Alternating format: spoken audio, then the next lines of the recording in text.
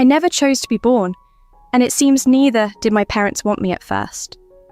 My mother often recounts her youthful days, filled with naivety and a headstrong love for a man whose loyalty faltered easily. Her unexpected pregnancy with me, Mia, marked a turning point. She considered not having me, but our grandparents intervened decisively. In those days, single parenting was rare, so my parents married under pressure and I arrived into the world not long after, much to my father's dismay. He often lamented the loss of his youth, casting me not as his child, but as a burden that held him back from the life he envisioned. For a decade, it was just the four of us in a small house. I walked on eggshells around my father. My mother was perpetually busy with household chores, and my father's discontent grew each day. Then, my sister Mila was born, the child they truly desired. Suddenly, I was pushed further to the margins. "Watch, Mila. Be quiet. Why can't you be more like her?" became the regular refrains of my existence. Mila received all the new clothes, praise, and love, while I got accustomed to disappointment and took on most of the household duties without thanks. Cooking was the only task I cherished. There was something magical about blending ingredients and creating new flavours. I still remember the first time I made my special lasagna for a family gathering. My aunt was amazed, crediting my mother, who accepted the compliments while I stood forgotten. The kitchen became my refuge, a place where I could find peace away from the shadow of Mila's favoured status. In high school, my culinary skills flourished. I managed to impress even my father, whose gruff approval meant the world to me. My dreams grew as well. I envisioned owning a bustling restaurant. When I finally voiced this ambition, the response was discouraging. My father dismissed the idea as a sure path to failure, and Mila mockingly suggested I work at a fast food chain instead. Undeterred, I pursued culinary school, funded reluctantly by my father, who declared it my inheritance, leaving everything else to Mila. Culinary school was a revelation. For the first time, I felt valued and recognised for my skills. My classmates and instructors appreciated my work, and I thrived in this new environment. However, graduating without the funds to start my own place, I had to return home, where the stark difference between my passionate college life and my family's indifference hit hard. Now a qualified chef, I was once again relegated to the role of cook, my culinary degree merely a decoration. Despite the challenges, I landed a job as an Pan-Asian chef at a local restaurant. The pay was minimal, but it was a start. At home, I was burdened with endless chores, my mother's way of reminding me of my duties. But I didn't let it deter me. I spent every free moment planning and dreaming of my restaurant. I knew that one day I would make it happen, and when that day came, I would show everyone the true extent of Mia's capabilities. Each day felt the same, but with each dish I prepared and every plan I devised, I was slowly but surely paving the way to my own success. I put in endless hours of hard work at the local diner, while my sister Mila was endlessly pampered with every luxury I ever dreamt of. The day Mila began high school, my dad came home wearing a grin that stretched ear to ear. "Mila, honey," he shouted, beckoning her outside to reveal a gleaming new car in our driveway, a painful reminder of the disparities between us. "But I can't even drive yet," Mila exclaimed, eyes wide with surprise. Dad just laughed and tossed her the keys. "You will soon. My girl deserves the best from the very beginning." I clenched my jaw so tightly at the sight that I tasted blood. When I turned 15, all I got was a used bike, necessary only for commuting to my part-time job. The gifts didn't stop at the car. Every week, Mila received something new. The latest smartphone, a high-end laptop, designer, outfits, even a bedroom makeover that transformed her space into a 4-star suite, while I was stuck in a room that hadn't changed since I was 10, complete with peeling wallpaper and a squeaky old bed. Feeling more like an outsider each day, I contemplated moving out to escape the glaring inequality.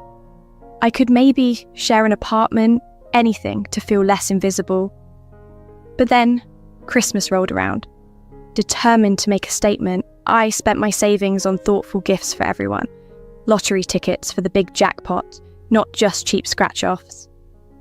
On Christmas morning, I handed out the tickets, trying to hide my anticipation.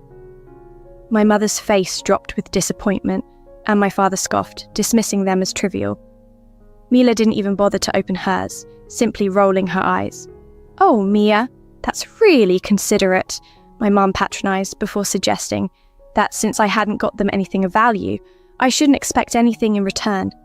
The hurt was palpable. Without a word, I grabbed the tickets back. "Fine, Merry Christmas then!" I declared and stormed out, leaving their stunned faces behind. Seeking solace, I ended up at the diner, sharing drinks and stories of familial woes with my co-worker Ellie. It wasn't the festive celebration one might hope for, but it was genuine, and I didn't feel so alone. Back at work after the holidays, I almost ignored a call from an unknown number, dismissing it as likely spam. Yet, when it rang again, curiosity won over, and I answered. It was the lottery commission informing me that one of my tickets had won, $910, $100 after taxes. Shocked and exhilarated, I raced home bursting with the news, only to be met with demands from my family claiming the prize as their own. "No," I found myself saying firmly, the years of feeling overlooked fueling my resolve. "This is my ticket, my chance, and I'm going to use it to start my own restaurant." Arguments erupted, but I stood my ground. When my mother coldly told me to leave if I couldn't accept their terms, I finally saw the clear picture of how conditional their affection was. "Fine," I said quietly, my decision made. I packed my essentials and left, their astonished expressions etched in my mind. My first destination was the lottery office to claim my prize, setting into motion the first day of my new life, driven by my dreams and sustained by my determination to rise above the inequalities that had long defined my place in our family. After claiming my lottery winnings, I immediately sought out a real estate agent. "I need an apartment, something available right away," I told the agent, who looked quite surprised by my urgency. By evening, I was sitting on the floor of my new apartment, a modest one-bedroom in a respectable neighbourhood. It was simple, but it was completely mine. With no furniture yet, I settled down with some takeout and began browsing through restaurant equipment catalogues on my phone, filled with a sense of hope I hadn't experienced in years. My first task was creating a solid business plan. I dedicated weeks to research, crunching numbers, and meticulously planning each detail. After countless revisions, I developed a plan I was genuinely proud of. Next, I needed the perfect location. After an exhaustive search, I stumbled upon a small, neglected space that had been vacant for years. The landlord smirked when I shared my vision to transform it into a restaurant. "Good luck with that, sweetheart," he chuckled, handing me the keys. The following 2 months were spent renovating this forgotten space into my dream restaurant. I hired contractors, chose every fixture, and personally cleaned every corner.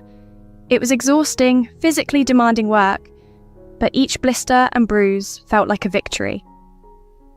When the grand opening day finally arrived, I stood in my kitchen, my own kitchen, surrounded by a team I had carefully selected and trained.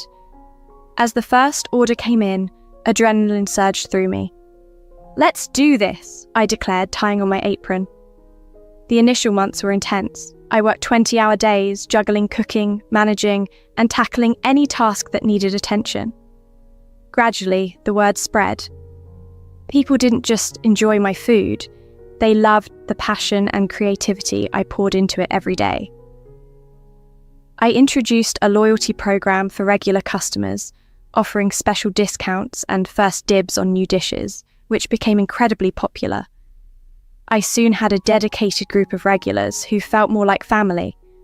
Not stopping there, I established a delivery service, partnering with local couriers to bring my food directly to customers' homes. Although managing quality control was challenging at first, it proved successful.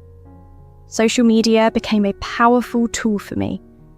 I posted daily specials, behind-the-scenes videos from the kitchen, and interacted with customers online, which significantly grew my follower base and, subsequently my customer base.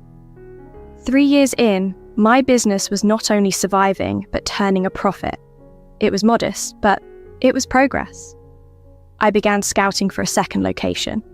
Opening another restaurant was simultaneously simpler because I had experience and more challenging, as I couldn't be in 2 places at once. I had to learn to delegate and trust my staff to uphold my standards in my absence. We adapted, and 5 years later, I opened a third location. Before I knew it, I had established a successful chain of restaurants. I, Mia Thompson, had made it against all odds. Running a chain wasn't without its challenges. There were nights I cried from stress, days I doubted myself. But every time I visited my restaurants and saw the joy in my customers' faces and smelled the delightful aromas, I knew all the struggles were worth it. One ordinary Tuesday, while reviewing financials in my office, I received a call from a number I hadn't seen in years. Home. Hesitant, I answered. "Mia," my mum's voice came through, "we need your help. It's about Mila." My dad then explained that Mila had lost her job over accusations of theft and now couldn't find work. They were asking if I could employ her at one of my restaurants. I almost scoffed at their audacity to ask me for a favour after all this time. But then I heard Mila's voice, small and frightened, apologising and asking for help. I took a deep breath, my resolve softening. "Let me talk to her," I said. Despite everything, she was still my sister. I agreed to hire Mila but made it clear from the start. There will be no special treatment here. Make a mistake and you're out, understood? "Yes, thank you so much, Mia," Mila responded, overflowing with gratitude. The next day, she arrived on time, her face a mix of nerves and resolve of. I started her off as an administrator, giving her simple tasks initially, and gradually increasing her responsibilities. To my surprise, she took her work seriously, paid attention during training, asked insightful questions, and never complained. One evening, as we were wrapping up, Mila suddenly broke down in tears. "I need to tell you the truth," she sobbed. "I didn't steal anything from my last job. My boss, he tried to force himself on me.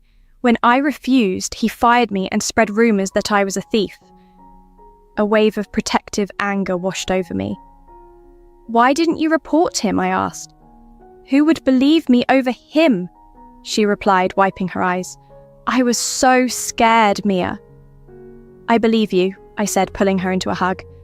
"And I'm here to help you. We'll figure this out together." Over the following weeks, I dedicated myself to teaching Mila everything about running a restaurant. She absorbed information like a sponge, eager to learn and prove herself. Watching her confidently manage a rush of customers filled me with a mix of pride and unease. Mila was turning out to be a quick learner and a diligent worker, yet a small voice in the back of my mind cautioned me not to let my guard down entirely. Initially, everything seemed perfect. Mila threw herself into her work with a passion I hadn't seen in her before. She was always the first to arrive and the last to leave, even taking on extra shifts and volunteering for the hardest tasks. But then, whispers began to reach my ears. At first, I dismissed them as petty workplace gossip, but as time passed, the whispers grew louder and more insistent. One day, my head chef pulled me aside. "I think you need to know something. Your sister, she's been stirring up trouble," he said, his expression uneasy. "She's been telling people we're underpaid, that you're hoarding all the profits. She even suggested we should go on strike." I was stunned. "That's ridiculous. You all know how tight our margins are. I've always been transparent about the finances." "We know, boss," Chef assured me. "None of us are buying what she's selling, but there's more." He continued, telling me how Mila had been claiming that the restaurant rightfully belonged to her, that I had somehow cheated her out of her share of the family money. I felt like I had been punched in the gut. After everything we'd been through, after I'd given her a second chance, this is how she repaid me. I confronted Mila that evening, my hands shaking with anger and disappointment. "What the hell do you think you're doing?" I demanded. Mila's face was a mask of innocence. "What are you talking about?" I laid out everything I'd heard. To my shock, Mila shrugged. "Oh, that. I was just testing the staff's loyalty, making sure they wouldn't turn on you. Looks like they passed with flying colours." I wanted to believe her. I really did. But there was something in her eyes, a glint of something cold and calculating, that made me hesitate. Before I could question her further, my assistant manager, Ellie, knocked frantically on my office door. "Mia, we've got a problem," she said, pale and scared. "There's a big shortage in the cash register. Over $10,000 missing." We spent the next few hours reviewing the books and checking the numbers. There was no mistake. A significant amount of cash had vanished. Only 4 people had access to that register: Ellie, Chef, and Mila. Ellie and Chef had been with me from the start, through all the ups and downs. I trusted them implicitly. As if reading my thoughts, Mila whispered, "You know, Ellie has been staying late a lot lately, and she did just buy that fancy new car." As Mila walked away, I knew I had to make a decision. I couldn't ignore this. Too much was at stake. My business, my reputation, the livelihoods of all my loyal employees. Late one night, after everyone had gone home, I installed hidden cameras around the cash registers. It felt wrong, like I was betraying my staff's trust, but I had no choice. For days, I watched hours of mundane footage until on the 4th night, I saw it. Mila, moving quickly and furtively, opened the register and stuffed wads of cash into her pockets. My heart sank. I didn't confront her directly.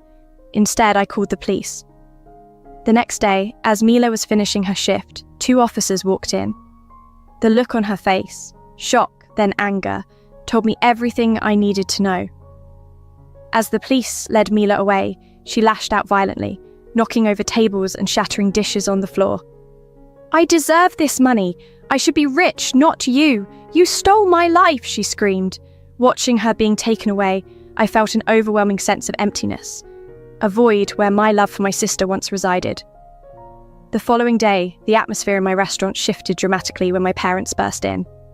Tears streamed down my mother's face, and my father's complexion was a deep shade of red from his anger. "How dare you!" he bellowed. "Drop the charges against your own sister now!" But I held my ground. "No," I asserted. "She stole from me and she must face the consequences." I showed them the security footage on my phone of Mila stealing. "Look," I said, "this is what Mila has done. She's a thief." They watched, their faces draining of colour. However, instead of understanding, they became even more defensive. "You set her up," they accused. "You've always been jealous of her." I was astounded by their accusations. "Jealous? Are you serious? After all the scraps you've given me and expected gratitude? No, I'm done. Mila made her choices and now she has to live with them." They continued to rant and rave, swinging between threats and pleas. But I stood firm. "Get out," I demanded. "Leave my restaurant, leave my life. If you don't go now, I'll call the police." They eventually left, but not before my father hissed, "You'll regret this, Mia. Mark my words." The trial that followed was a nightmare. Mila's emotional testimony nearly made me doubt my actions. But then, a surprising witness came forward, her former boss. He testified about her aggressive behaviour at her previous job, how she threatened to accuse him of sexual harassment when he rebuffed her advances, and how she retaliated by stealing from the company. Ultimately, the jury found her guilty. As they escorted her away, she gave me a final look. There was no remorse in her eyes, only a chilling coldness. I haven't spoken to my family since that day. Sometimes, in the quiet of the night, I question whether I made the right decision. But then I look around at the life I've built for myself, at the restaurant thriving under my guidance, and I feel reassured that I did the right thing. Now, as I stand in the kitchen of my latest restaurant, watching my dedicated staff prepare for another busy evening, a profound sense of peace envelops me. This team, this place, it's my true family now, my real home. And no one, not Mila, not my parents, not anyone can take that away from me.